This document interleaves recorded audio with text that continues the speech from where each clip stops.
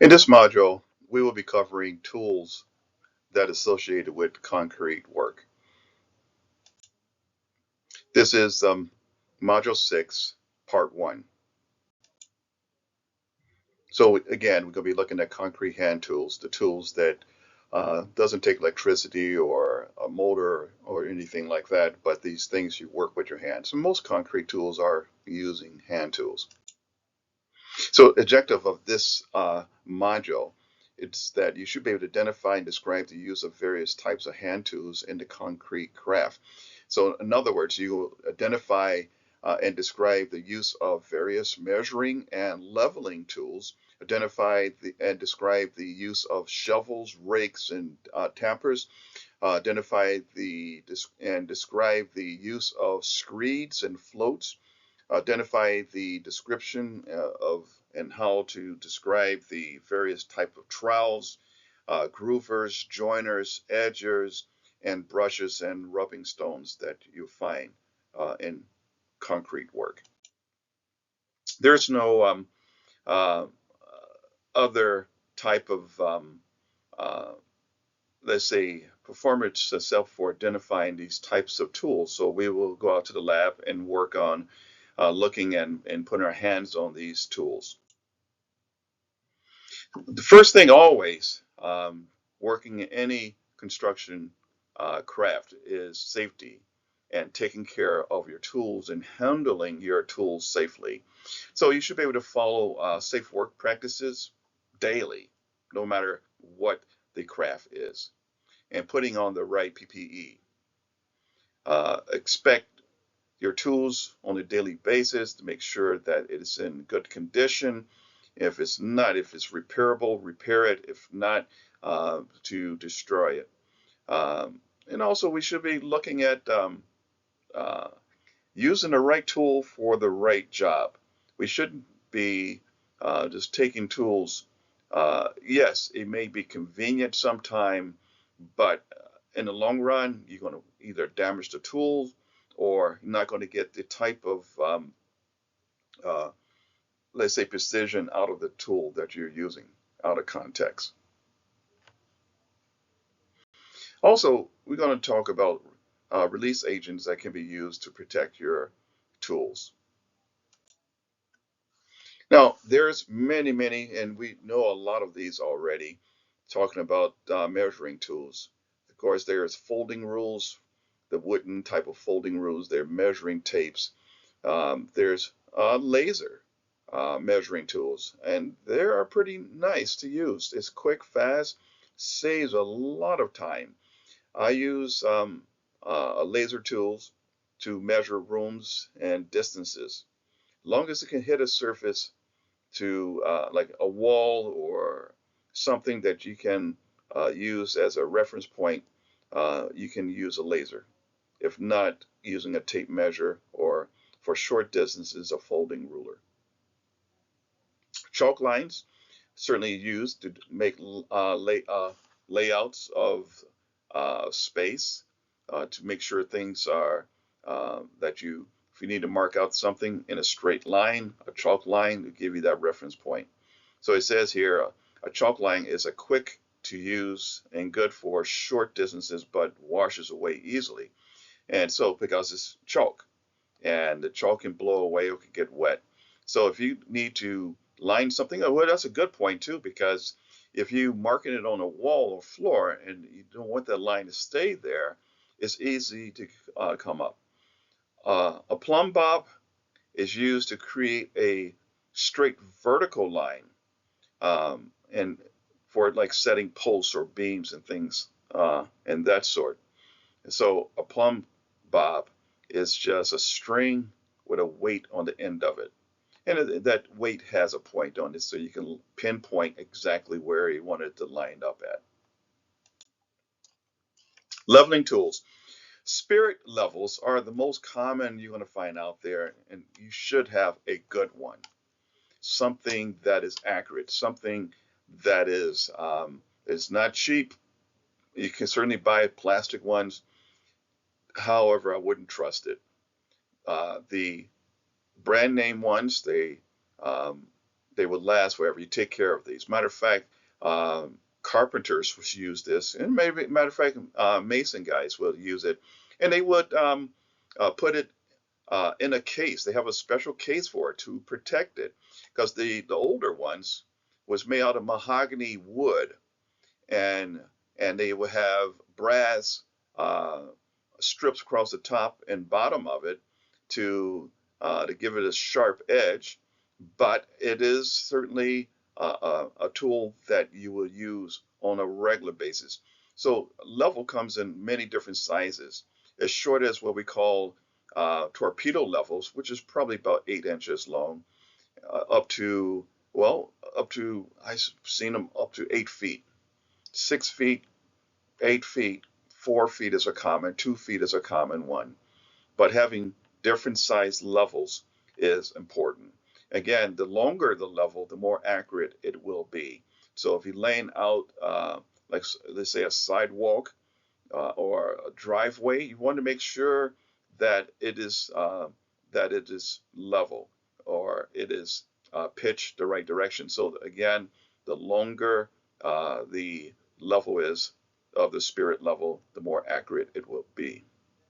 So basically, you try to get the bubble right there between the two lines, dead center. There might be a little space on both ends of it, and that's fine.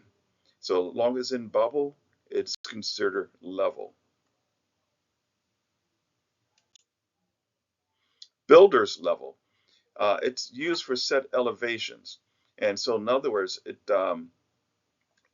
you're looking through the transit, and there's a measuring stick on the other end of it, and somebody's holding that up while the other person is looking through to find the exact level. So it requires two workers, one to sight and the other to hold the sighting rod. Other type of levels, the laser level. These are neat. They're pretty reasonable these days, very reasonable. And matter of fact, the newer ones, they can throw um, a laser level in multiple different directions. In this particular one, you see a horizontal one and you see a vertical line. It's green, and you can line up. And then some will actually throw a three-dimensional that can go another direction, where you can use to set walls. So you can find the level of a room and a wall within that room, or use it to set doors. So, and again, laser levels, it establishes grades, which is the ground, and level over large distances. They can project a beam to show a level point or a plumb line. And so the plumb line would be um, the one, the line that goes up and down, the vertical line. And so the nice thing about this, you only need one person. So once you set it up, you can actually go to the wall yourself with a measuring stick and take your mark. And that way you can set it up. And here's another thing too.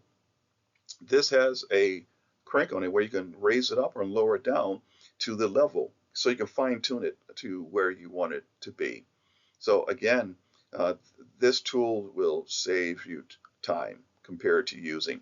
Here's the thing about this, it doesn't show very well in bright sunlight outdoors. So indoors is perfect. Outdoors it can be washed out, depending where the sun is shining. So again, safety and maintenance. Carefully storage and handling of these tools is important. Like I said, there's cases that you should come in protected. Don't just throw it in the back of your truck and then pull it out when you need it and find out that it need to be serviced, or it's just damaged. Um, Keep tools clean and dry. Wooden folding rules require a small drop of light oil. And time to time, you just put a drop of oil on it. And I'm going to say, a lot of guys, I love the wooden folding rulers. I just love it. It seemed to me make my job easier because I can use it in multiple different ways. but the longest they come is about 6 feet long, 72 inches. Do not use metal tapes near exposed electrical components. Um, Optical and laser levels should be handled carefully to avoid scratching the lens or damaging the screws. When using a tripod, fully spread all three legs for maximum stability. So in other words, open the legs. Some tripods actually have hinges on it, so the only thing you can do is extend it fully open. So it just helps you to keep it in position. Shovels. Oh my goodness, there's many different type of shovels, and they're not all the same. And this is a common shovel we use in construction, that square tip shovel. It's a flat shovel, and I'm going to tell you, it's in construction, it's going to be your favorite shovel because you can use it for many different things. For picking up things on the ground, shoveling up rocks easily, um, and cleaning up. You can use it for scooping up things quickly without using a broom, or you just scoop it up. And having a sharp tip on it is really important. So optimal handle length, it depends on the task. In other words, picking the right shovel handle for the right job. Again, this is designed to use two hands on, one to hold it back for lifting, using for leverage. But a long straight shovel handle is just for general use. You can scoop things up pretty quickly with the longer handle. So having different shovels on your truck or on the job site, you just pick and choose based on the job. So again, it's used to carry, place, or spread concrete. When shoveling, always bend your legs to protect your back. Um, your back is your tool, just like any other tool. Take care of it. Concrete rakes. If you notice, look at the teeth. It has very short teeth. And these teeth is really to help spread and level the subgrade. And in other words, is that to level things, push it. So it got two sides to it. Got the short teeth that things can go through. Then on the back side is straight, and you can use to level out things, to push things forward and backwards to level things out. So the flat edge of the rake can be used to, they say, a come along, pull things to you. And but it's like I say, it makes your job easier. So in other words, spreading the grade out. The grade is the dirt around you, to kind of level it out inside of, let's say you're making building a sidewalk, and you need to, the dirt inside of it might be some things that you need to level, push out. This is, like I say, a really good tool for that. Tampers, and there's different types. You can use it, and the main purpose of this is to tap down the aggregate in the concrete, to bring um, the the wet cement to the top, and um, to compress the aggregate. So there's multiple styles out there. So tampers can be used to compact soil. And so, in other words, let's say you're putting pavers down, you can use the same tool to tamp down the dirt and the sand, or in the aggregate, um, to compact it, to keep weeds from growing between the pavers and things, to make things level. That it's not going to, when it's compact, it will hold things in place better. If you especially got pavers, so you could use a, a engine-driven tamper compactor to compact things down, or you can use a handheld type too. So tampers can be used to compact soil too. Concrete tampers used to push coarse aggregate to the bottom and allow the paste, the cement, to rise to the top. So a roller tamper is another tool that is used to push down the aggregate or dirt and things like that is to help level out things, to make it uh, bring the pace up, to give so it's wet that you could be able to trowel it and screed it. A screed, it's they many different types. Sometimes a screed can be just 2 by 4, and using it uh, to work the concrete. So it's a remaining straight without bowing. It is the most important quality in the screed. It is used to help um, bring up the pace, to smooth out, to clean it up, to level it. So in other words, you're screeding, you're leveling out the uh, the concrete to one consistent level. Because there might be some high spots, there might be some low spots, and you screed it to bring everything to the level. So you know if you're a little short, you can add more concrete, and if it's too much, you push it back, and to bring it to one consistent level. So screeding. Straight edges, also called bump cutters, can be used to span the form, or you can use it as a freehand. Both shapes and smooth the concrete surfaces. So in other words, it's you've got this really long handle if he's that this guy have, and he pushing it to level things out, to bring things to a level. But after they use the straight edge to balance everything out, then they come back and they would float it out to really bring out the finish. So a float help it fills in voids and brings the mortar, the paste, the cement to the surface. It helps embed the aggregate below the surface, and basically to just work it back and forth slowly across the surface of the wet concrete.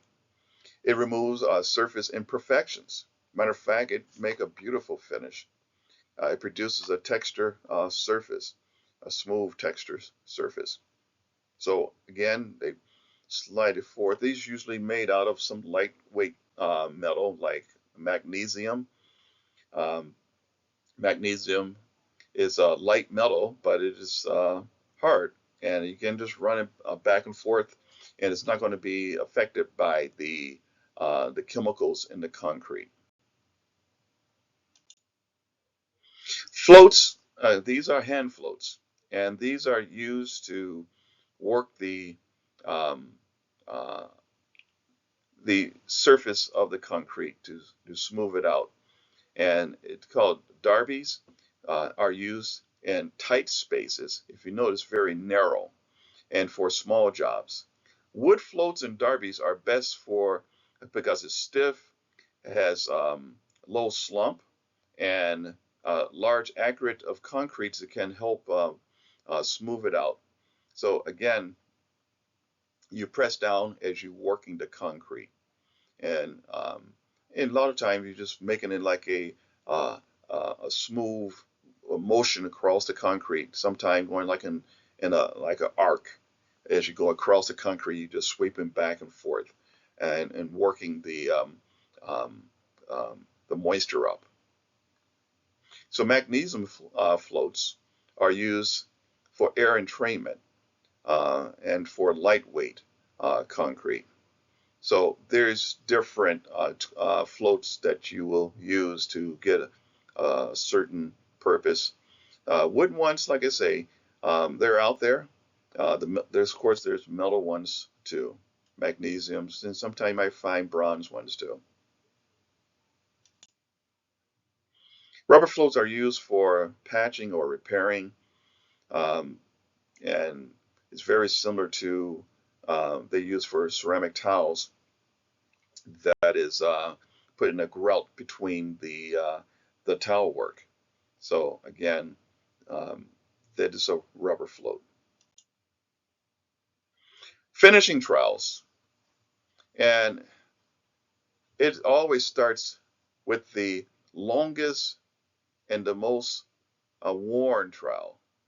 And so again, that finishing trowel is it's there to bring that nice clean finish after you floated it out. So in other words, you don't use just a float unless it's a sidewalk. You want a rough surface, but you want a nice smooth surface. You're going to use a finishing trowel. The shorter and the narrower the trowel on the final pass, where you're going to just clean it up and be able to use it and keep from having a lot of marks and things. A midget trowel is good for small surfaces, and a pipe trowel works well to finish around pipes and small structures in the concrete. So when there's obstacles coming through the concrete, we use the pipe trowel. And it, again, it's for working in small, tight spots.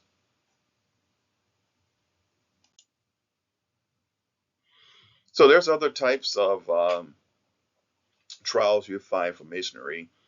The pointed trowel, of course, that's a lot of times used for mortar work. We work with bricks and things like that. So it's used to finish and patch small areas. A pointing trowel can be used to pry out poorly bonded material, and because you could dig into it and it could add more to it. But also a margin trowel is good for finish hard to reach areas again. It's almost like the pipe trowel.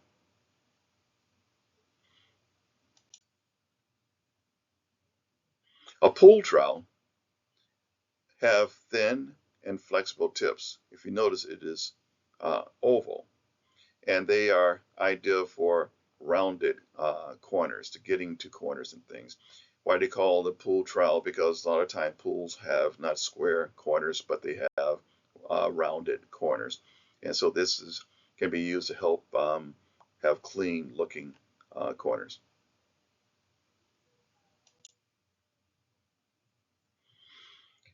Groovers, joiners, and edgers. And this is a lot of times when you got forms and you need to finish off the edges, like on a sidewalk, that's what you will see. Uh, the one on the left, this one here, will have um, a handle connected to it, like a stick, that you can stand and actually um, and walk along to make a joint. Joint, so you're producing a place where if the concrete expand or contract, it will go in through that spot instead of putting cracks in the concrete. So um, here's a handheld one. So going across the sidewalk, a lot of times you just use this because you on your knees and you just run this small hand type joiner. Here's a larger one that you would use. So again, the edgers are a little bit different.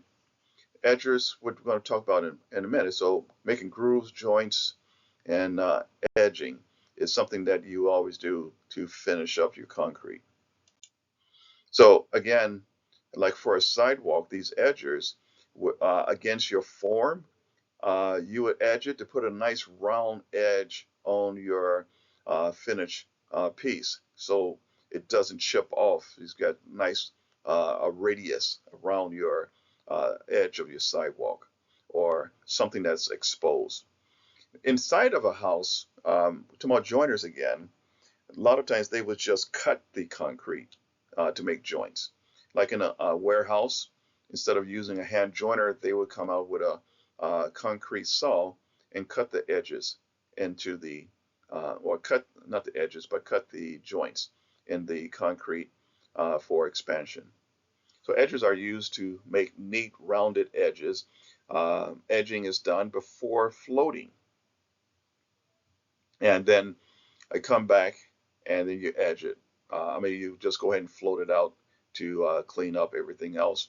And a lot of times after edging, there's this, they call it California sidewalks, where the edges is really defined and smooth, while the walking path is rough. So That just like I say, a style many times that you find in sidewalks. So in other words, after they float it, then they brush it. They would take a brush and brush the concrete, but leave um, the edge untouched, nice and finished off.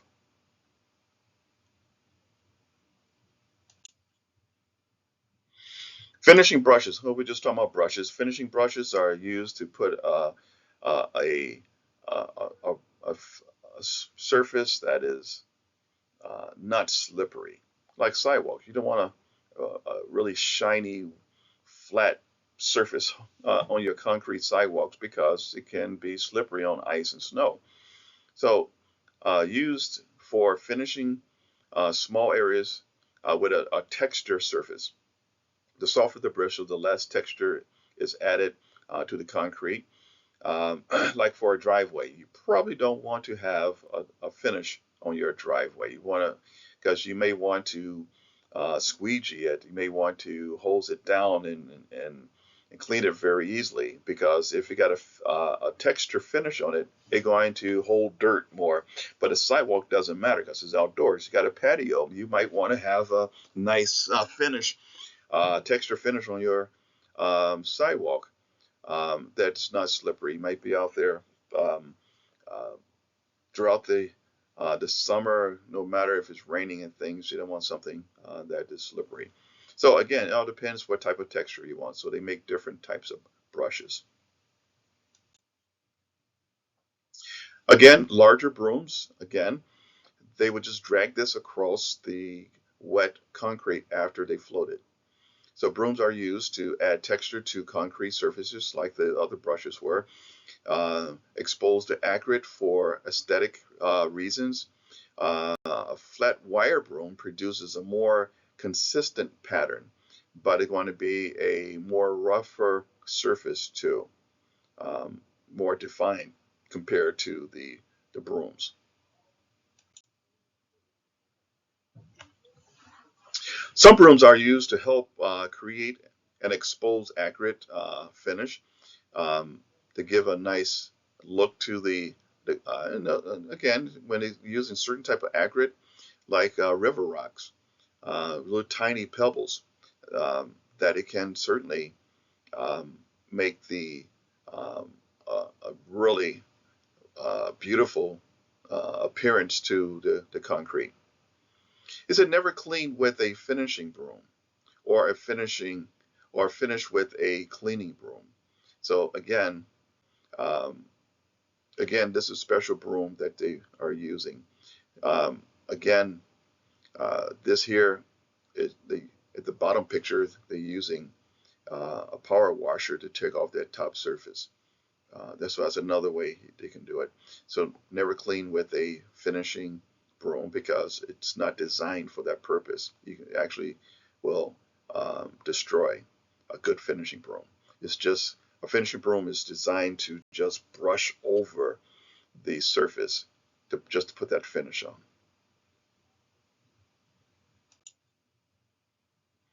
Rubbing stones, again, this is for putting a texture on the concrete, comes in various of grits.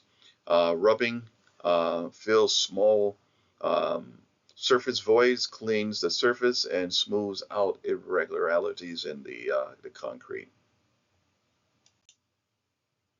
Alrighty, let's talk about some of the terms.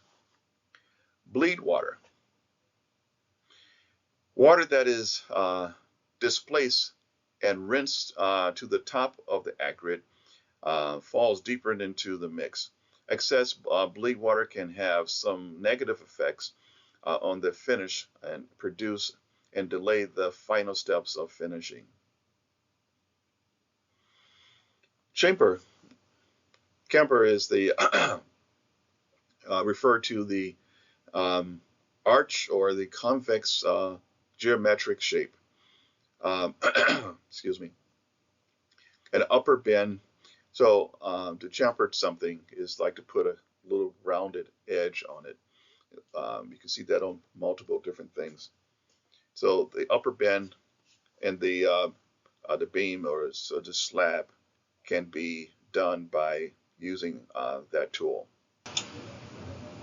So in other words, is the design to build into um, the flexion of the concrete to be able to the concrete to be able to uh, put a curve in it. So when there's weight on it, it kind of counterbalance um, that weight in the design. So is something that is actually added on purpose. Low slump concrete. Concrete slump refers to the consistency and the workability of fresh concrete, and it is the willingness to flow. Low slump concrete has less water, which means it's thicker, and therefore tends to slump less during testing. So again, that's low slump. When it's high slump, it is more wet and it flows easier. So again, depending on the process, um, there do make concrete, but it's been designed for that way that can just be pumped out and it just flows really easy and seek its own level. So again, depending what it's used for. Plumb, of course, you know what that is, meaning that is vertical, perfectly vertical. Release agent is a substance applied primarily to the concrete components to prevent concrete from bonding to the surface. And to give you an example, like for a sidewalk, we use 2x4s to form out the concrete, but we will add maybe old days they used to use oil, matter of fact, like motor oil, and put it on the wood or the surface of the, if you pour in concrete walls for a foundation wall, they would put oil on it. So it doesn't, the concrete doesn't bond to the plywood. So again, some type of release agent. Sealing, in concrete finishing, sealing refers to closing the surface of the concrete in a manner to prevent bleed water from emerging, potentially causing blisters as it's set. Stucco is a finish much like plaster, but used outdoors for vertical walls in a similar surface, primarily composed of cement, sand, and water.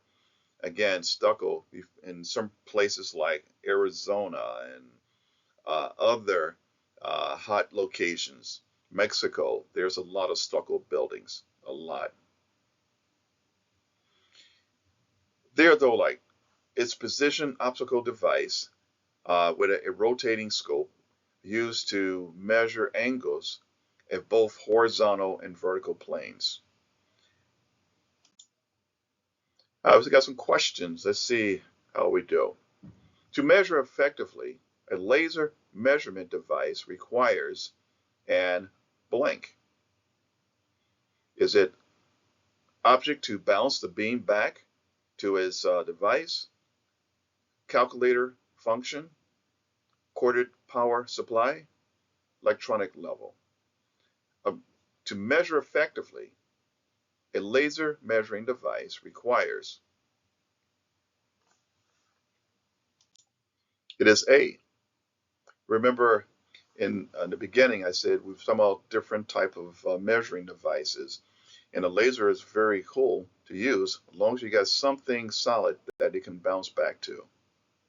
So in other words, you need to hit something and come back to you. So what it does, a laser level and a laser, not level, but a laser measuring device is designed to shoot a beam out there, and it bounces back. And the time it takes to come back is know how far it is. So it needs to hit something to bring that signal back to it. A common length for a comma long is blank. A common length for a comma long. Again, a comma long is that rake. It's 20 inches. Why?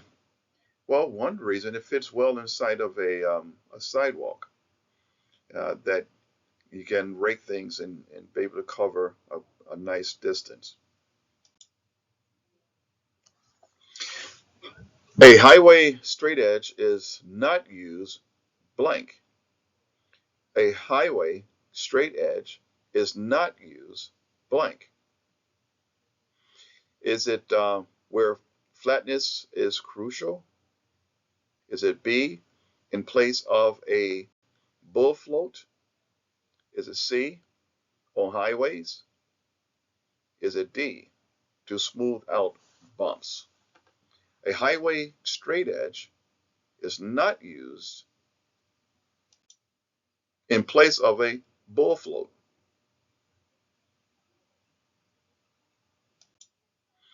A trowel commonly used to finish steps or countertops is the blank. A trowel commonly used to finish steps or countertops is the blank. Remember, there's different type of trowels used for different types of purposes. And it's the midget trowel because it's smaller to be able to fit into tight spots. Narrow edgers are best used for later passes after the concrete stiffens some. Is that true or false? Narrow edgers are best used for later passes after the concrete stiffens some. That is true. And it's the reason why it's used because it's smaller. And when you put a little bit more effort in pushing it in, it can put all that, your weight into that smaller space to put a better looking finish on it. It's easier to trowel with that smaller when it's stiffened some. If the concrete surface is fresh, rubbing can even be done with a rubber float. If concrete surface is fresh, rubbing can even be done with a rubber float. Blank. Okay, is it A, dipping in a form releasing agent? B, and a margin trowel? C, wrapped in burlap? And D, and hot oil? So the question again, if the concrete surface is fresh, rubbing can even be done with a rubber float wrapped in burlap. Yeah, that's only with fresh concrete.